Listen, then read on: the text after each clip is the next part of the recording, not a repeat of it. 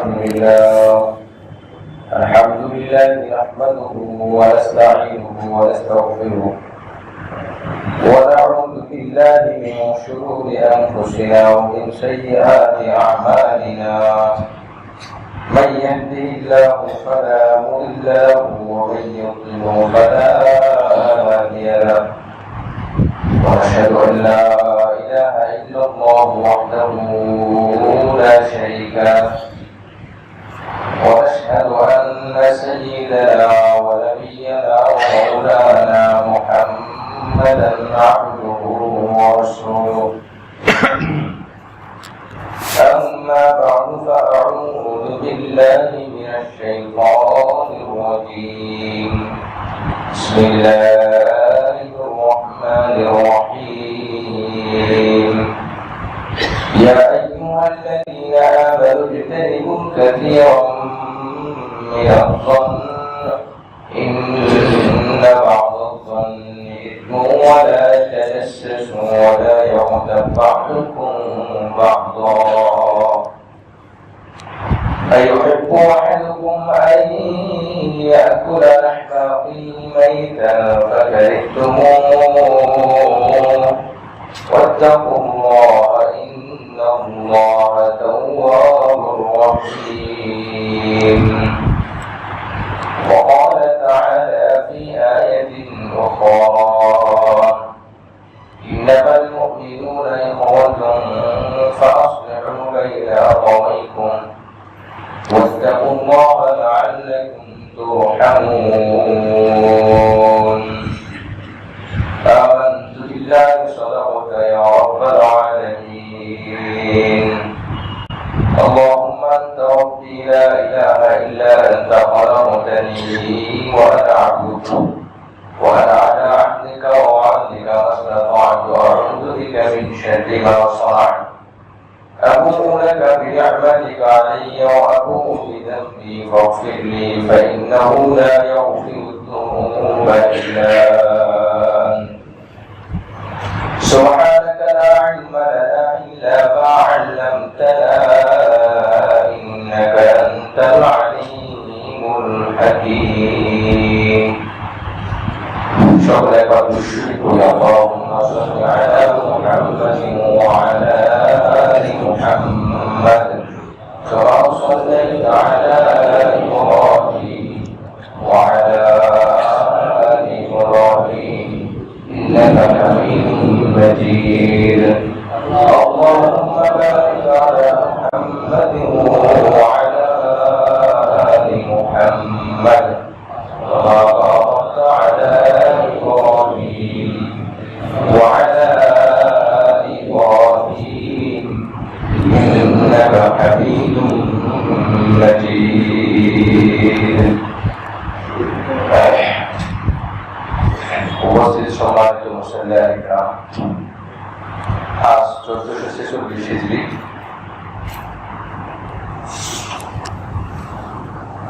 আরবি মাস চতুর্থ মাস 28 তারিখ রবিউল সানি মহান রব্বুল আলামিন আমাদেরকে জুমার নামাজ আদায় করার জন্য তার মহা হুকুম পালন করার জন্য আল্লাহর ঘরে আগে আগে আসা কোরআন সুন্নাহ থেকে কিছু কথা বলা শোনার জন্য তৌফিক দান করেছেন শুকরিয়া আদায় করি আলহামদুলিল্লাহ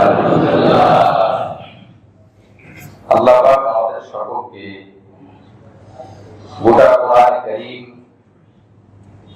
এবং সকল হাদিস শরীফে ঈমান গ্রহণ করা ও আমল করার তৌফিক দান করেন আমিন মুআজ্জাজ হাজিরিন হাফিজুল কোরআন কারীমের 26 নম্বর পারা সূরাতুল হুজুরাত এই সূরা দুই জায়গা থেকে দুইটি আয়াত তেলাওয়াত করা হয়েছে আল্লাহ পাক রব্বুল আলামিন আমাদেরকে যে বিষয়টি সামনে রেখে আমি আয়াত তেলাওয়াত করেছি এই বিষয়টি অনুধাবন করা উপলব্ধি করা পরিপূর্ণ আমল করার তৌফিক দান করেন আমিন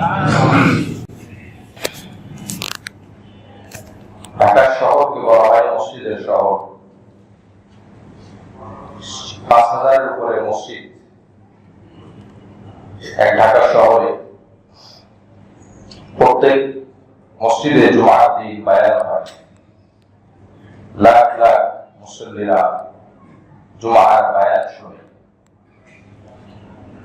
অনেক মসজিদে সাপ্তাহিক তাফসীরও চালু হয়, বহুত মুসল্লিরা তাফসীরও অংশগ্রহণ করে। এছাড়াও বিভিন্ন জায়গায়, বিভিন্ন মজলিসে, বিভিন্ন শিক্ষা প্রতিষ্ঠান, বিভিন্ন প্রতিষ্ঠানে ধর্মীয় আলোচনা হয়। দুনিয়া আখিরাতের কল্যাণকর কথা সেখান থেকে প্রকাশ করা হয়। ধর্মীয় বহু আলোচনা হয়। এই সব আলোচনার মূল উদ্দেশ্য আর লক্ষ্য হলো যে আলোচনা থেকে শিক্ষা অর্জন করে আমলে বাস্তবায়ন করা, আমলে পরিণত করা। বয়ান, আলোচনা, কোরআন শোনা থেকে শোনার আগে আমি যেমন ছিলাম, জানার পরে, শিক্ষার পরে যদি আমার মধ্যে কোনো পরিবর্তন না আসে, তাহলে কোরআন হাদিস দ্বারা আমি উপকৃত হতে পারলাম না। এই জন্য প্রথমত দায়িত্ব হলো, কর্তব্য হলো ভালো করে শুনে বোঝার চেষ্টা করা, এরপরে মনে করে আমল করা। আমলের নিয়তে যিনি বলবেন তিনিও আমলের নিয়তে বলবেন, যারা শুনবেন তারাও আমলের নিয়তে শুনবেন। তখন সমাজ সুন্দর হবে, পরিবার সুন্দর হবে, ব্যক্তি জীবন সুন্দর হবে। ব্যক্তি জীবন, পারিবারিক জীবন, সামাজিক জীবন যখন সুন্দর হয়, তখন এটার ফল শুধু তারা না, তার পাশে যারা থাকে তারাও এটার ফল ভোগ করতে থাকে, উপকার গ্রহণ করতে থাকে। কিন্তু আসলে পরিতাপের বিষয় হলো, অপ্রিয় সত্য হলো যে আমাদের পরিবর্তনের মানসিকতা খুবই কম। আমি বলতেছি, আমরা শুনতেছি, আমাদের মধ্যে পরিবর্তন হওয়া, আমার পরিবর্তন করতে হবে।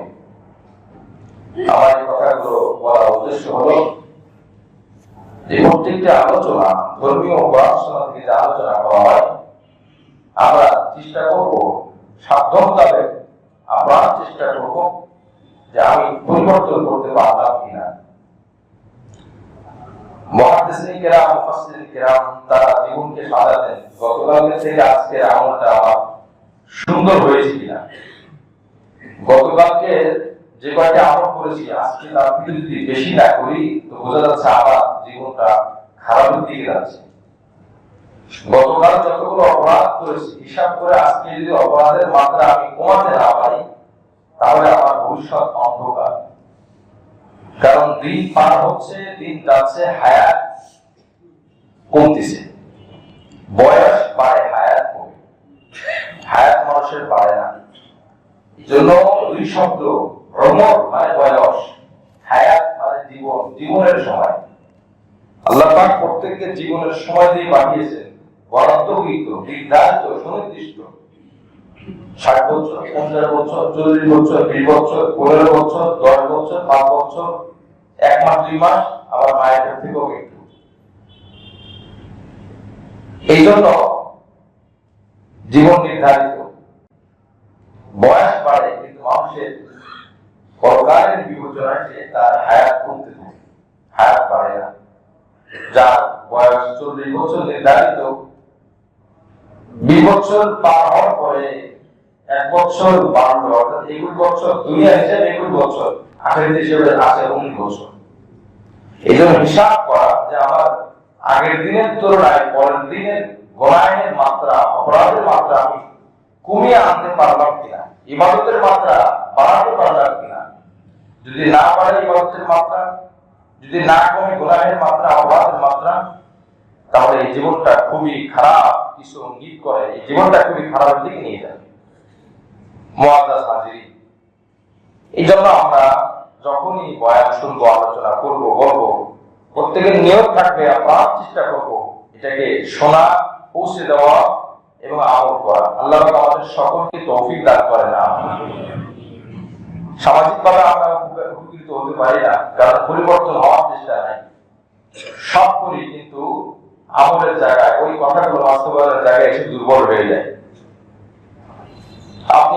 1 মাস আগে সিরিয়াল দিয়ে ডাক্তার দেখাবেন, 1 মাস অপেক্ষা করলেন, যাওয়ার পরে ঢাকা শহরে জ্যাম ঠেলে এরপরে আপনি চেম্বারে পৌঁছালেন, চেম্বারে গিয়েও সিরিয়াল দিলেন, সেখানেও লম্বা সময় বসে থাকলেন, এরপরে গিয়ে আপনি ডাক্তারকে দেখালেন, তিনি ওষুধ দিলেন আপনাকে, আপনি ওষুধ এই কাগজ নিয়ে ব্যবস্থা নিয়ে আপনি চলে আসলেন, এরপরে আপনি ফার্মেসিতে গিয়ে ওষুধ কিনলেন, এরপর আপনি বাড়িতে আসলেন, বাসায় বসলেন, বাসায় থাকলেন, যে ওষুধটা খাবার আগে দরকার ছিল, যেটা পরে দরকার ছিল, আপনি সর্বশেষ একটি কাজ বাকি আছে, সেটা হলো খাওয়া।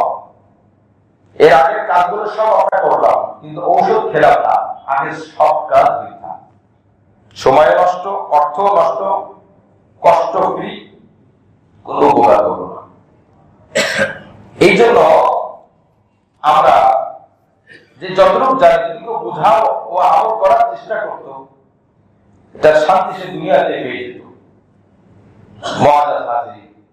বহুত আমল, বহুত কাজ আছে, যে কাজ দ্বারা সেই এই কাজটা না করলে বা করলে শুধু নিজে ক্ষতিগ্রস্ত হয় না, করার কাজ না করলে, না করার কাজ করলে এমন কিছু বিষয় আছে যেগুলো সে শুধু নিজে ক্ষতিগ্রস্ত হয় না, অন্যরাও এর ক্ষতির মধ্যে পড়ে, অন্যরাও এর বিপদের মধ্যে পড়ে যায়। তেমনই একটি বিষয়কে সামনে রেখে আয়াত তেলাওয়াত করেছি, যে বিষয়ের নাম হলো গীবত। বিষয়ের নাম কি ভাই? গীবত। সবার কাছে মোটামুটি পরিচিত, বহুত আলোচিত বিষয়, বহুত প্রসিদ্ধ বিষয়, যেটা জানি না সেটা জানবো, যতটুকু মানতে পারলে ততটুকু এখন থেকে মানার চেষ্টা করবো। রাজি আছি তো ইনশাআল্লাহ? আমি আগে আমার বলছি, আমার সবাই নবী আলাইহিস সালাম যখন কোন হাদিস বলতেন, আমল কথা বলতেন যে আমি আমাকে উপদেশ দিচ্ছি এবং তোমাদেরকে উপদেশ দিচ্ছি, যেই বলবে সে এরকম না যে শুধু অন্যকে বলবে, নিজেকে বলবে, শুধুমাত্র একমাত্র আল্লাহ পাক যে অন্যকে বলবে, আল্লাহ নিজেকে বলার কোনো প্রয়োজন নাই। আল্লাহ এই কথা বলবেন তোমরা নামাজ পড়ো, আল্লাহ বলবেন আমি আমার নামাজ পড়ার প্রয়োজন নাই, আমি তো কারো গোলাম না, আমি তো সবার মালিক। আল্লাহ এই কথা বলবেন তোমরা সবাই রোজা পালন করো, হজ করো, আমি রোজা রাখবো না, আমার রোজা হজের কোনো বিষয় নেই। যে নবী আলাইহিস সালামের উপরে কোরআন নাযিল হয়েছে, সেই নবীজিও বলেছেন তোমরা নামাজ পড়ো। শুধু এই কথা বলেন নাই, নবী নিজেও নামাজ পড়েছেন। নবী শুধু বলেন নাই তোমরা সত্য বলো, মানে আমি মুহাম্মদ মিথ্যা বলবো না, আমিও সত্য বলি।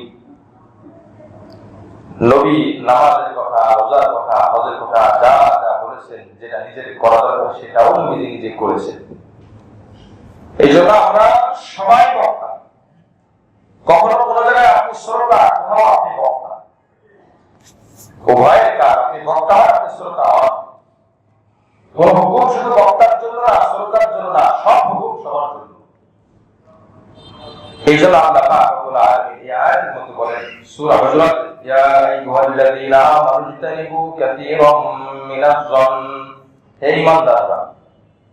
যখন আল্লাহ বলেন পুরো কাহিনী ৮৮ বা ৮৯ জায়গায়, ৮৯টি স্থানে হে ঈমানদাররা, ইয়া আইয়ুহাল্লাযীনা আমানু এই কথা বলেছে, ইয়া আইয়ুহাল্লাযীনা আমানু, হে ঈমানদাররা।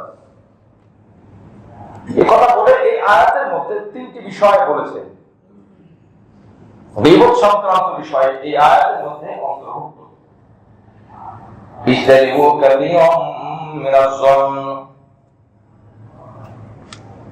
তোমরা কাসীরাম মিনাজ-যন্ন, অনেক ধারণা থেকে, অতিরিক্ত ধারণা করা থেকে বেঁচে থাকো। আমরা অনেক ধরনের ধারণা করি, কুধারণা করি। এখানে ধারণা দ্বারা হলো, মন্তব্য দ্বারা হলো, চিন্তা দ্বারা হলো খারাপ কুধারণা। ইজতানিবু কাসীরাম মিনাজ-যন্ন, তোমরা অধিকাংশ ধারণা থেকে বেঁচে থাকো। কেন? ইন্না বা'দায-যন্নি ইসমুন, আল্লাহ পাক বলেন অনেক ধারণা এমন আছে যে ধারণাটা মিথ্যা, যে ধারণাটা মিথ্যা গুনাহ, ইসমুন মানে পাপ। আমি কিছুই করলাম না, গালিও দিলাম না, কোন খারাপ কিছু বললাম না, খারাপ কোন দিকে তাকালাম জিনিস ধরলাম না, শুধু চিন্তা করলাম, ধারণা করলাম। আল্লাহ পাক বলেন ইন্না বা'দায-যন্নি ইসমুন, কিছু কিছু ধারণা এটা অপরাধ। এক নম্বর বিষয়। ওয়ালা তাজাসসু, দুই নম্বর ওয়ালা তাজাসসু, কারো পিছে পড়ে যাও না, কারো দোষ তালাশ করার জন্য চেষ্টা করো না। ওয়ালা তাজাসসু, তোমরা কারো দোষ তালাশ করো না। বলেন আমরা মুমিন, আমরা দোষ তালাশ করি কি করি না? করি না। আজকে আমরা মুমিনদের কথা বলতে শুরু করতে, কাফেররা দোষ তালাশ করুক আর না করুক, আমি আল্লাহর কোনো যায় আসে না। সে যদি কুফর অবস্থায় মৃত্যুবরণ করে, সে কবিরা গুনাহ করলেই বাকি না করলেই বাকি, সেটা এমনি জাহান্নামে আমি ভুল। তাকে দিয়ে আমার বিশেষ কোনো উদ্দেশ্য নাই। তোমরা মুমিন, তোমাদেরকে দিয়ে আমি আল্লাহ অনেক উদ্দেশ্য। এই জন্য বারবার আমি বললাম হে মুমিনরা, এটা করো, এটা করো না, এটা করো, এটা করো না। আল্লাহ নিজে বলেন। তো প্রথম বক্তা হলো আল্লাহ নিজে, দ্বিতীয় বক্তা আমাদের নবী মুহাম্মদ রাসূলুল্লাহ সাল্লাল্লাহু আলাইহি ওয়াসাল্লাম। ওয়ালা তাজাসসু, মানুষের পিছে পড়ে যাওয়া, দোষ তালাশ করো না। তিন নম্বর ওয়ালা ইয়াগতাব বা'দুকুম বা'দা, তোমরা একে অপরের দোষ তালাশ করে গীবত করো না। তিনটে কথা বললেন। এক নম্বর, কুধারণা করা যাবে না। আল্লাহ পাক আমাদের সকলকে তৌফিক দান করেন, আমিন। যারা কথাটা শুনতেছি আমি, আমরা সবাই যত বেশি সম্ভব কুধারণা থেকে বেশি থাকবো, আল্লাহ পাক তৌফিক দান করেন, আমিন। দুই নম্বর, দোষ তালাশ করা যাবে না, দোষ তালাশ করবো না, পারলে ভালোটা তালাশ করবো। এটা ইসলামের শিক্ষা। বলে এই বিষয়টা কি সামাজিক নাকি শুধু আখিরাতের বিষয়? সামাজিক বিষয়, দুনিয়া চলার জন্য। একজন মানুষ যদি রোজা না রাখে, গোপনে মানুষ জানে হয়তো সে রোজা রাখে, কিন্তু সে রোজা রাখে না, এর দ্বারা যে রোজাটা তার ক্ষতি হয় না। একজন মানুষ যদি হজ না করে, যার হজ ফরজ, তো বাকি যারা আছে এই বছরও হজ না করলে তাদের কোনো জাগতিক কোনো ক্ষতি হয় না। কি বলে চলে ঠিক কিনা? কোনো সমস্যা নেই। কিছু পাপ আছে যেটা আল্লাহর সাথেই শুধু সম্পৃক্ত, আল্লাহর হকের সাথে, বান্দার কোনো বিষয় নাই। যেমন নামাজ, রোজা, হজ, বান্দার কোনো সুবিধা অসুবিধা নেই। আমি হজ করি বা না করি আপনার কোনো ক্ষতি হবে না, আপনি হজ করেন বা না করেন আমার কোনো ক্ষতি হবে না। কিন্তু কিছু কাজ এমন আছে যেগুলো করার দ্বারা দুনিয়ার উপকার, করা দরকার, না করলে দুনিয়াতেও ক্ষতি। শুধু তার ক্ষতি না, তার ফ্যামিলির মধ্যে ক্ষতি হয়, তার পড়োশির মধ্যে পরস্পর ক্ষতি সাধন হয়, সমাজের মধ্যে ক্ষতি হয়। এটা বহু ভাইরাস, এটা মহামারী, আমরা কাজ দিয়া। এই জন্য দুই নম্বর, দোষ তালাশ করবো না। একসাথে পড়ালেখা করে ছাত্র ভাই, ক্লাসমেট, দোষ তালাশ করবে না। কি করণীয় এ ব্যাপারে লম্বা বিশ্লেষণ আছে। দুই নম্বর, আপনার দোষ তালাশ করা যাবে না। তিন নম্বর, গীবত করা যাবে না। এটা হলো আল্লাহ পাকের সরাসরি অনুবাদ থেকে আপনি পেয়ে যাবেন। এরপর আল্লাহ পাক গীবত সম্পর্কে একটু কথা বললেন যে গীবত করা কি কি জানো? আয়ুহিব্বু আহাদুকুম আন ইয়াকুলা লাহমা ফীহি মাইতান ফাকারিহতুমুহ, যদি তোমরা গীবত করো তাহলে এটা উপমা আমি দিলাম, যেমন তোমরা কি কেউ চাও যে তার মরা ভাইয়ের গোশত খেতে তোমাদের কি কারোর কাছে পছন্দ? এক নম্বর সে মানুষ, দুই নম্বর সে তার আপন ভাই, তিন নম্বর তার বড়িটা বিক্রি। মরা গরু মানুষ খায় না, যেটা হালাল খায়। আপন ভাই, মানুষ এবং মৃত।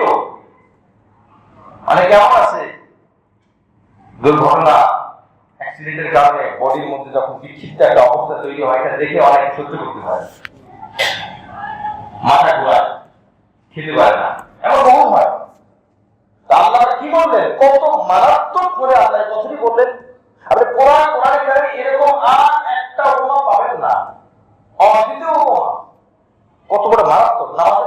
এরকম বলেননি, রোজার ক্ষেত্রে বলেননি, হজের ক্ষেত্রে বলেননি, যাকাতের ক্ষেত্রে বলেননি। এক্ষেত্রে কেন বললেন?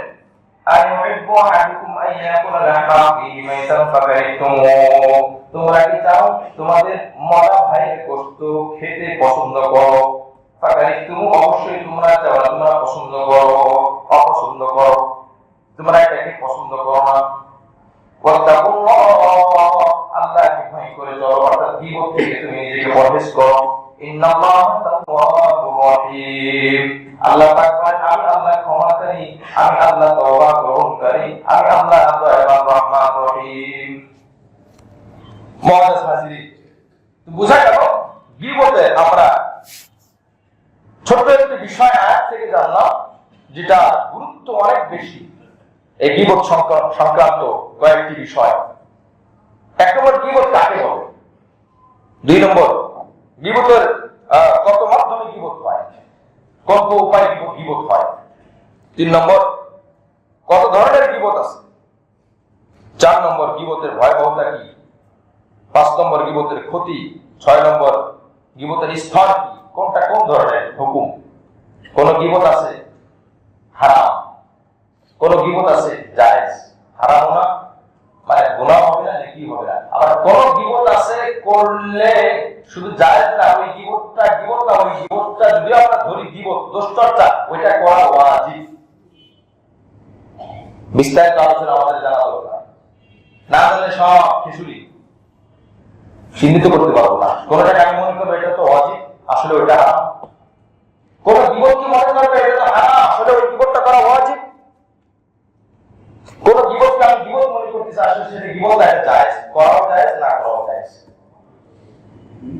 এই জন্য আমি জুমায় যখনই কোনো আলোচনা করি, আপনারা খেয়াল করেছেন কিনা জানি না, যদিও বিরক্ত লাগে, আমি যখন কোনো বিষয় ধরে বিস্তারিত, 2 বছর আগে আমি ইমানের অধ্যায়, ইমানের 7টি শাখা, আমি 6 সপ্তাহ যাবত ইমানের উপর আলোচনা করেছি।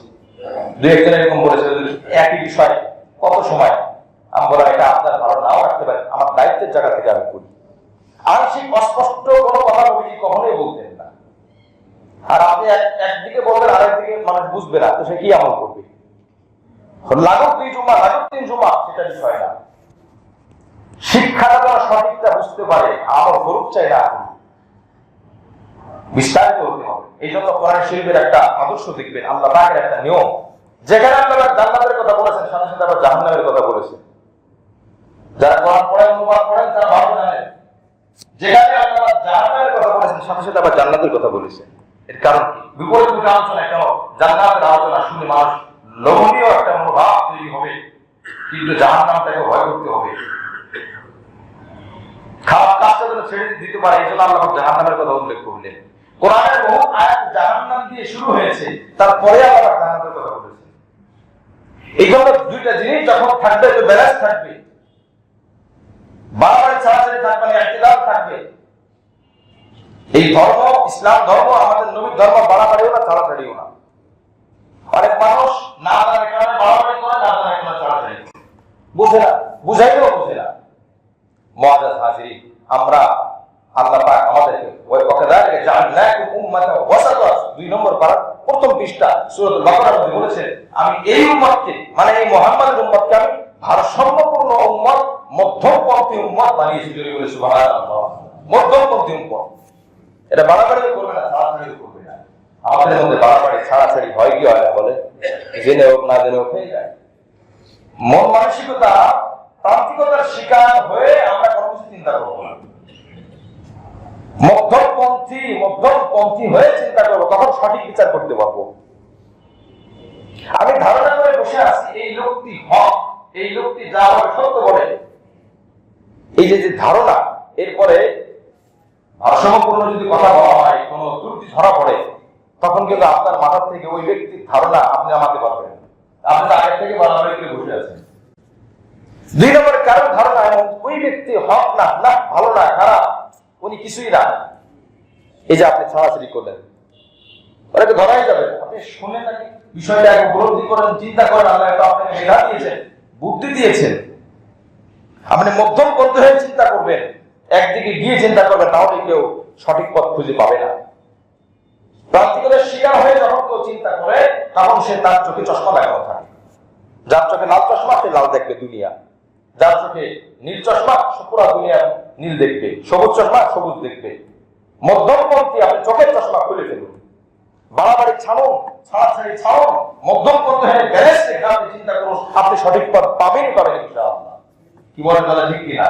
যখনই সমস্যা হয়, যে ক্ষেত্র হোক, জাগতিক দিক থেকে হোক, ধর্মীয় দিক থেকে হোক, যে ক্ষেত্রে হোক না কেন, তখনই সীমালঙ্ঘন হয়, তখনই সমস্যা তৈরি হয়। ইবাদতের মধ্যে সমস্যা, পারিবারিক সমস্যা, সামাজিক সমস্যা, রাষ্ট্রীয় সমস্যা, অর্থনৈতিক সমস্যা, যত সমস্যা হয়, 1 নম্বর হলো কোরআন সুন্নাহর বাহিরে চলে যায়, 2 নম্বর হলো কোরআন সুন্নাহ ব্যবহার হয়, তবে সেখানে বাড়াবাড়ি না হয় ছাড়াছাড়ি। এই জন্য দুটাকে ব্যালেন্স রেখে চলার চেষ্টা করবো, ইনশাআল্লাহ কোনো ক্ষতি হবে না, কোনো সমস্যা হবে না। তো আমরা আলোচনা যে বিষয়গুলো আমি প্রায় 7 থেকে 8টি বিষয় বললাম, গীবতের পরিচয়, কত মাধ্যমে গীবত হয়, গীবত কত প্রকার হয়, তার স্তর কতগুলো, তো বোঝা গেল। শিরোনামে অন্তত এতটুকু বুঝলাম, কোন কোন জায়গা আছে যে জায়গায় গীবত করা ওয়াজিব, না করলে গুনাহ হবে। কি বলেন কথা, ঠিক কি না? সেই জায়গাগুলো আমরা ইনশাআল্লাহ চিহ্নিত করব। 1 নম্বর বিষয়, গীবতের পরিচয়। রাসূল কারীম সাল্লাল্লাহু আলাইহি ওয়াসাল্লামের হাদিস, আবু হুরায়রা রাদিয়াল্লাহু আনহু থেকে বর্ণিত, তিরমিজি শরীফের 1934 নম্বর হাদিস। তিনি বলতেছেন, মাল গীবা, আল্লাহ রাসূলকে বলতেছে, ইয়া রাসূলুল্লাহ, গীবত কাকে বলে? নবীজি কি বলেন? যিকরুকা কাকা বিমা ইয়াকরাহু, তোমার ওই ভাইয়ের আলোচনা তার আড়ালে, তোমার আলোচনা কারোর ব্যাপারে তার আড়ালে, এমন আলোচনা যে আলোচনা যদি সে শুনতে পায় তো সে কষ্ট পাবে। তুমি এমন একজন ব্যক্তি সম্পর্কে কোন আলোচনা করলে তার আড়ালে যে কথাটা যদি সে শুনতে পায়, সে কিভাবে বলেন? কষ্ট পাবে। আমরা বলি কি বলি না? বলি না? বলি না? আমরা ছোট বলি, বড় বলি, শিক্ষিত বলি, অশিক্ষিত বলি, আলেম বলি, গায়রে আলেম বলি, নামাজিও বলি, বেনামাজিও বলি। আমি আরো বলি, যারা নামাজি তারা এই সমস্ত দোষে বেশি জড়িত হয়। এটা কারণ, স্বাভাবিক কারণ, শয়তান পিছে লেগে থাকে এই বিষয়গুলো নিয়ে। নামাজিকে নামাজ থেকে বাদ দেওয়ার মাধ্যমে ধোঁকা দিতে পারে না, সেটা নামাজি। যাকাত প্রদান করে, যাকাত থেকে তাকে মাহরুম করতে পারে, সেটা যাকাত কঠিন ভাবে দেয়। হজ করে, আল্লাহর ঘর জিয়ারত করে, নফল নামাজ পড়ে, সব ইবাদত করে। এখন শয়তান আর কিচ্ছু খুঁজে পায় না, পাইলো একটা জিনিস, সেটা হলো গীবত। লাগাই দিল, 5 মিনিট সময় আছে, কিছু সময় আলোচনা করো, ব্যাস। মাগরিবের পরে, ইশার পরে 4-5 জন মিলে সারাদিন গীবত কেউ করলো, কেউ শুনলো। ফলাফল কি হলো? সারাদিন যে আমলগুলো করলো সব আমলগুলো জিরোতে চলে আসলো, সব কেটে দেয়। আমরা নাউজুবিল্লাহ, শয়তান ব্যাস সফল, শয়তান সফল। আমি কিন্তু মনে করলাম, আমি তো আজকে 5 ওয়াক্ত নামাজ পড়েছি, 10 রাকাত নফল নামাজ পড়েছি, কোরআন তেলাওয়াত করেছি। কি বলে কথা, ঠিক কি না? এটা তো আমি ধারণা করলাম। আমি মনে করতেছি আমার ফেরেশতারা যদি ভুলেও যায়, আমি কিন্তু আজকে 5 ওয়াক্ত নামাজ আদায় করেছি, নফল নামাজ পড়েছি, কোরআন তেলাওয়াত করেছি। ফেরেশতাদের যদি ভুলেও যায়, আমি কিন্তু মনে আছে, আমার কিন্তু মনে আছে। কিন্তু দেখেন, আমি এমন কিছু কথা শুনলাম বা বললাম যার দ্বারা আমার আমল নষ্ট হয়ে গেল। আমি আল্লাহ পাকের কাছে বললাম, আল্লাহ, আমি তো 2024 সালের নভেম্বরের 1 নভেম্বর 1 তারিখে শুক্রবার ছিল, আমি এই আমলগুলো করেছিলাম, কিন্তু আমলগুলো দেখা যাচ্ছে না, ব্যাপারটা কি? আল্লাহ পাক তখন বলে দিবেন, বান্দা, আমল ঠিকই করেছিলে, আমিও আল্লাহ পাক তোমাকে বিনিময় দিয়েছিলাম, কিন্তু ওই আপনার পাত্রের মধ্যে পানি তুমি দিয়েছিলে, তবে তলি তুমি ছিদ্র করে ফেলেছিলে। কিভাবে ছিদ্র করা? আল্লাহ গীবতের মাধ্যমে ছিদ্র করেছো, যার ধরুন তোমার ওই পানি ওই ছিদ্রওয়ালা পাত্রে যেভাবে থাকে না, অনুরূপ ভাবে ছিদ্রওয়ালা আমলনামার মধ্যে নেকিও থাকে না। করেছিলে ঠিকই, কষ্ট হয়েছে, আমিও দিয়েছিলাম, কিন্তু তুমি ছিদ্র করার কারণে তোমার আমল সব ধ্বংস হয়ে গেছে। নাউযুবিল্লাহ। একটি কথাও নিজের থেকে বলবো না, কোন মুফাসসির থেকেও বলবো না, সব হাদিস এবং কোরআন থেকে। আমি এই জন্য শুরুতে বলেছি, ভাই, পরিবর্তন আনার চেষ্টা করি, অন্তত আর কেউ না হোক আমি পরিবর্তন হলে আমার তো উপকার হবে। কি বলবো, ঠিক কিনা? সূরা মারইয়ামের মধ্যে আল্লাহ পাক বলছে, ওয়া ইন মিনকুম ইল্লা ওয়ারিদুহা, কিছু কিছু জায়গায় মানুষ একা একা থাকবে, কেউ তার সাথে যাবে না। তার মধ্যে একটা হলো কবর, একটা হলো পুলসিরা, একা একা। আমলনামা যখন মাপা হবে, একা একা। আল্লাহ পাক একা একা সবকিছু, কোনো সাহায্যকারী কেউ থাকবে না। মুআজ্জাজ হাজিরিন, সবকিছু একা একা। তখন আপনার কথা কারোর মনে থাকবে না, কারোর আপনার কথা মনে থাকবে না। যার যার ইয়া নাফসি, নিজের যার নিজে বাঁচানোর ফিকির। এই জন্য আল্লাহ রাসূল বলেন, কারো আলোচনা করা, যে আলোচনায় হয়তোবা সে শুনে নাই, বাকি শুনলে কষ্ট পেত, কিন্তু আল্লাহ পাক তো জেনেছেন। এক সাহাবী বললেন, ইয়া রাসূলুল্লাহ আরাইতা ইন কানা ফীহি মা আকুলু, হুজুর যদি তার মধ্যে এই দোষটা থাকে, যদি তার মধ্যে এই অপরাধটা থাকে, আসলে দোষ আছে, তাহলে আমি কেন বলবো না? তা বলতে সমস্যা কি? তাহলেও কি গীবত হবে? আল্লাহ রাসূল বললেন, ইন কানা ফীহি মা তাকুলু ফাকাদ ইগতাবতাহু, যে দোষটা তুমি চর্চা করলে, যে দোষটা তুমি বর্ণনা দিলে, দোষের বর্ণনা দিলে, যদি দোষটা তার মধ্যে থাকে তাহলে এই তো গীবত। ওয়া ইল্লাম ইয়াকুন ফীমা তাকুলু ফাকাদ বাহাত্তাহু, আর যদি তুমি এমন কোন কথা বলো যে এই বিষয়টা তার মধ্যে, এই দোষটা তার মধ্যে পাওয়া যায় না, আল্লাহ রাসূল বলেন তাহলে তুমি কেমন যেন তার বিরুদ্ধে মিথ্যা অপবাদ দিলে। নাউজুবিল্লাহ। তাহলে গীবত কাকে বলে? গীবত কি সত্য বিষয় নাকি অসত্য বিষয়? সত্য বিষয়। যদি দোষ থাকে, অনেক সময় এমন হয় আমরা ভুলে ভুলেও বলে ফেলি, আর আসলে দোষটা তার মধ্যে আছে, ভাই আসলে আছে বলে কি বলছে।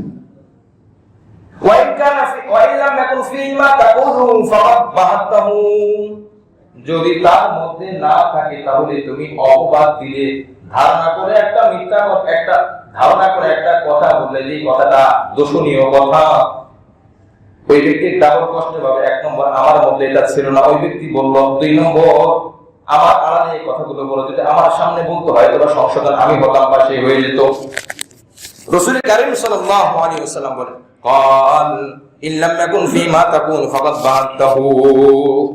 দুই নম্বর, এটা হলো গীবতের পরিচয়। তাহলে জানলাম আপাতত এতটুকু, দোষ যদি থাকে তার আড়ালে বলা, এটার নাম হলো গীবত। যদি না থাকে তাহলে এটা হবে মিথ্যা অপবাদ। দুই নম্বর, গীবতের মাধ্যম। কোন কোন মাধ্যমে আমরা গীবত করি, কোন কোন উপায় আমরা গীবত করি? এক নম্বর, আমরা জবান দিয়ে গীবত করি, মুখে কথা বলার মাধ্যমে। নম্বর দুই, অন্তর দ্বারা হয়, অন্তর দ্বারা, চিন্তার দ্বারা। নম্বর তিন, ইশারা দ্বারা, ইঙ্গিত দ্বারা, হাত দিয়ে ইশারা করলাম। নম্বর চার, লেখনী দ্বারা। আমি আবারও বলছি, এক নম্বর জবান দ্বারা, দুই নম্বর চিন্তা দ্বারা, অন্তর দ্বারা, তিন নম্বর ইশারা দ্বারা, ইঙ্গিত দ্বারা, হাতের ইশারায়, চোখের ইশারায়, মাথার ইশারায়, চার নম্বর লেখনীর দ্বারা।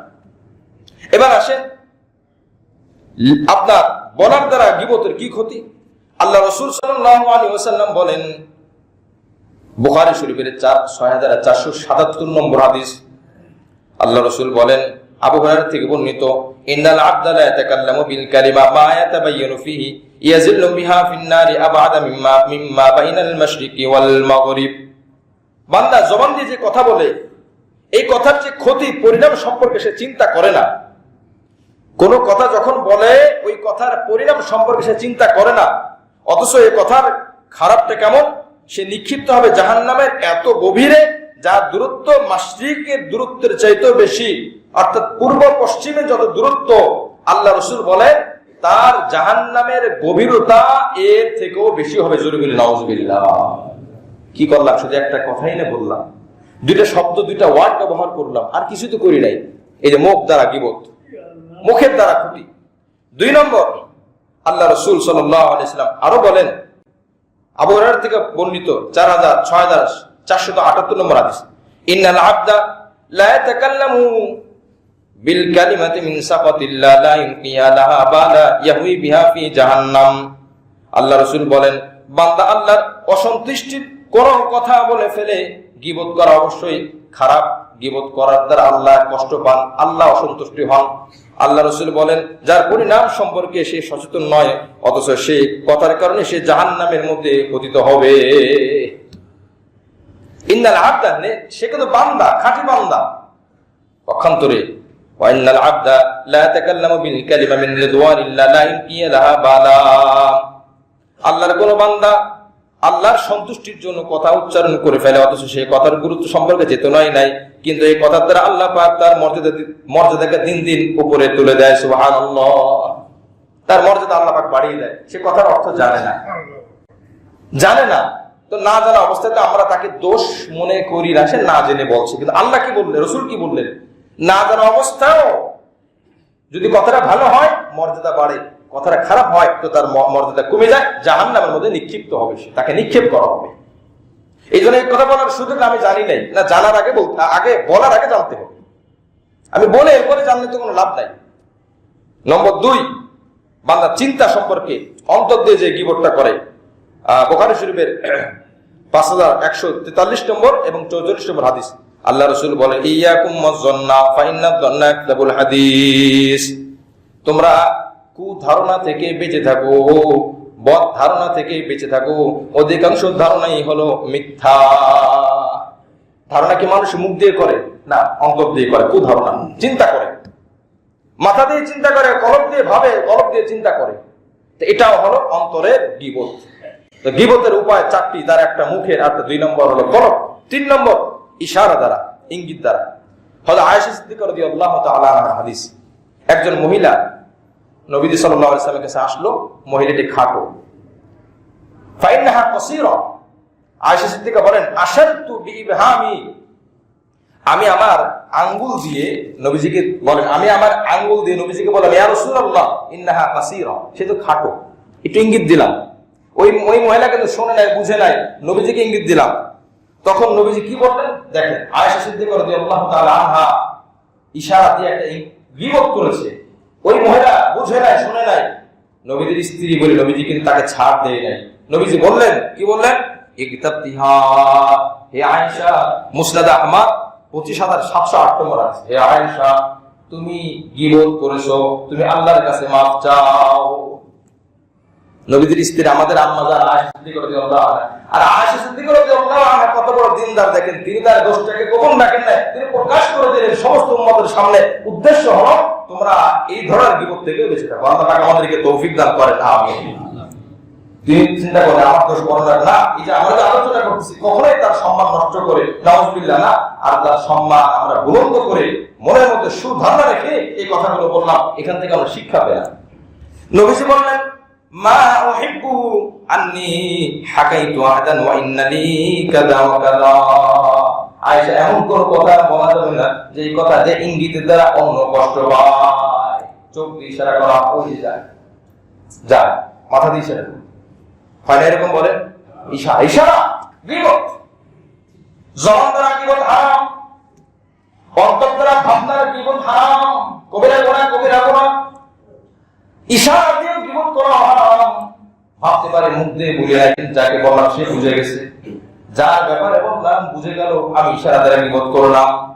আল্লাহ রাসূল সাল্লাল্লাহু আলাইহি ওয়াসাল্লাম এটা পছন্দ করে না, আল্লাহ পাক পছন্দ করে না।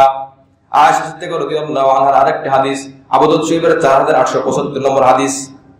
আয়েশা সিদ্দিকা বলেন, কুলতু লিন নবী সাল্লাল্লাহু আলাইহি ওয়াসাল্লাম হাসবুকা মিন সফিয়াতা কাযা ওয়া কাযা, ক্বালা গায়রু মুসাদ্দাদিন তানি কাসীরা, ফাকালা লাকাদ কুনতি কালিমাতান লাউ মুসিজাত বিমাইল বাহর লা মাযাদাতহু, ক্বালা ওয়া হাকাইতু লাহু ইনসানান, ফাকালা মা উহিব্বু আন্নী হাকাইতু ইনসানান ওয়া ইন্না লি কাযা ওয়া কাযা। নবীজির একজন রমণী ছিলেন সফিয়া রাদিয়াল্লাহু তাআলা আনহা, তুলনামূলক আয়েশা সিদ্দিকা রাদিয়াল্লাহু আনহা থেকে একটু খাটো, তুলনামূলক খাটো। আমরা সমস্ত স্ত্রীদের সম্মান, তারা যেহেতু আমাদের আম্মা, আমাদের মা, এই সম্মান ঠিক রেখে আমরা কথাটি বুঝবো, বলবো। তুলনামূলক আয়েশা সিদ্দিকা রাদিয়াল্লাহু আনহা থেকে একটু খাটো। তো আয়েশা সিদ্দিকা রাদিয়াল্লাহু আনহা একটু ইঙ্গিত দিলেন, বললেন যে ওই যে খাটো আপনার স্ত্রী আসছে, সে তো একটু খাটো, ইঙ্গিত দিলেন, ইশারা করলেন। নবীজি কি বললেন, হে আয়েশা লাকাদ কুনতি কালিমাতান, তুমি এমন একটি কথা বলেছো, এমন একটি ইশারা দিয়েছো, তোমার এই কথাটা যদি সাগরের সাথে মিলানো হয়, সাগরের মধ্যে মিলিয়ে দেওয়া হয়, চিনি যেমন পানির মধ্যে দিলে পানি মিষ্টি হয়ে যায়, বিভিন্ন ফল আছে, তিক্ত ফল পানির মধ্যে দিলে পানি তিতা হয়ে যায়, জাফরান পানির মধ্যে দিলে পানি লাল হয়ে যায়। আল্লাহ রাসূল বলেন, তোমার এই কথাটা যদি আমি সাগরের মধ্যে ফেলে দিতাম আর আল্লাহ পাক দেখিয়ে দিতেন, তোমার এই কথা এত ভারী কথা, এত মারাত্মক কথা, পুরা সাগরের পানি তিতা এবং বিষাক্ত হয়ে যেত। লা মাজাজাত লাউ মুজিজাত বিমাই বাহর লা মাজাজাত হু, তোমার কথাটা যদি পানির সাথে মিলানো হয়, কথা তো আর পানির সাথে মিলানো যায় না, যদি মিলানো হয় পুরা পানি বিষাক্ত হয়ে যেত। রাসূল করিম সাল্লাল্লাহু আলাইহি ওয়াসাল্লাম এইভাবে সংশোধন করেছেন যে আমার কোন উম্মত, আমার কোন ব্যক্তি, আমার কোন সম্পর্কিত কোন প্রেমিক যেন বিপদে না পড়ে। রাসূল করিম সাল্লাল্লাহু আলাইহি ওয়াসাল্লাম এভাবে করেছেন। এরপরে আল্লাহ রাসূল বলেন, 4 নম্বর হলো ইশারা আপনার লেখনির দ্বারা। 4 নম্বর লেখনির দ্বারা গীবত হয়। আপনি ফেসবুকে একটা লেখা দিলাম, আন্দাজে মেরে দিলাম, আরেকজনের ব্যাপারে আমি অপবাদ রটিয়ে দিলাম, অথবা আমি লাইক করলাম, শেয়ার করলাম। যখন আপনার কাছে যাবে ওই ব্যক্তির সম্পর্কে যার ব্যাপারে আপনি দোষ চর্চা করেছেন, তাহলে তার কত কষ্ট লাগবে যে আমি তাকে এত ভালো মনে করতাম।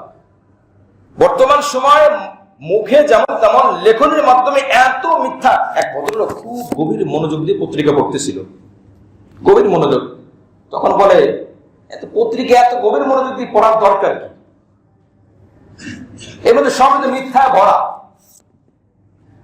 ইল্লা মাশাআল্লাহ, সবগুলো খারাপ হয় না, তো সব মিথ্যা ভরা। তখন ওই ভদ্রলোক বলতেছে, সবই তো মিথ্যা, ফাঁকে ফুঁকে 2-1টা সত্য কথা আছে কিনা এটা তালাশ করতেছি।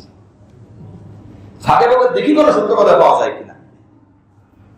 যেখানে যা মিথ্যা লেখা, মিথ্যা লেখা, মিথ্যা লেখা, হাদিসের নামও মিথ্যা, তাফসীরের নামও মিথ্যা, ব্যাখ্যার মধ্যে মিথ্যা, জাগতিক বিষয় বাদ দিলাম, ধর্মীয় বিষয়ের মধ্যে এত মিথ্যা, যার দরুন এত বাড়াবাড়ি ছড়াছড়ি, এই ছড়াছড়ি হয়, এত দল মত তৈরি হয়, ফিরকা তৈরি হয়। আর কিছু না, শুধু এই সমস্ত কারণে। মুআজ্জাজ হাজিরিন, এজন্য রাসূল কারীম সাল্লাল্লাহু আলাইহি ওয়াসাল্লাম বলেন, খবরদার তোমরা গীবত থেকে বেঁচে থাকো। জবানের গীবত, চিন্তার গীবত, ইশারা ইঙ্গিতের গীবত, লেখনের গীবত। রাজি আছো তো ইনশাআল্লাহ? এবার শুরুতে চলে যান। শুরুতে আমরা যে কথাটি বললাম যে আমাদের পরিবর্তনের জায়গা সংশোধন করা দরকার। বয়ান যতই সুন্দর করে, যতই সুন্দর হোক, আব্দুল কাদের জিলানী যদি বয়ান করে, মুইনুদ্দিন চিশতিও যদি বয়ান করে, আমি যদি পরিবর্তন না হই, তারা তো কোরআন হাদিস থেকেই তো বলবে কি বলবো ঠিক কিনা। নাকি কোরআন হাদিসের বাইরে কোনো কথা আছে? এই যা বলা হলো বাইরে তো কিছু পাইতেছি না। তো তারা তো এই কথাগুলোই বলছে। কথা বলার দ্বারা শুধু সফলতা হয় না, কথার আমল যখন করতে থাকে ওই জাতি, ওই সমাজ, ওই পরিবার, তখন তারা সুখী হয়, আনন্দিত হয়, আল্লাহ খুশি হয়, রাসূলও খুশি হয়। সুবহানাল্লাহ। মুআজ্জাজ হাজিরিন, অর্ধেক হয়েছে, বাকি অর্ধেক বাকি রয়ে গেছে। আল্লাহ পাক তৌফিক দান করলে কোথায় গীবত জায়েজ, কোথায় গীবত দরকার, কোথায় দরকার না, সবগুলো জানবো। ইসলাম মানুষকে আটকে দেয় নাই, মানুষের নিয়মের মধ্যে রাখার চেষ্টা করেছে। এই জন্য বলছি, কোথাও গীবত করো না, কোথাও করো, কোথাও বাস ইচ্ছা অধিকার দিয়েছেন। আল্লাহ পাক রব্বুল আলামিন আমাদের সকলকে কোরআন ও সুন্নাহ মোতাবেক জীবনটাকে পরিচালনা করার তৌফিক দান করেন। আমিন।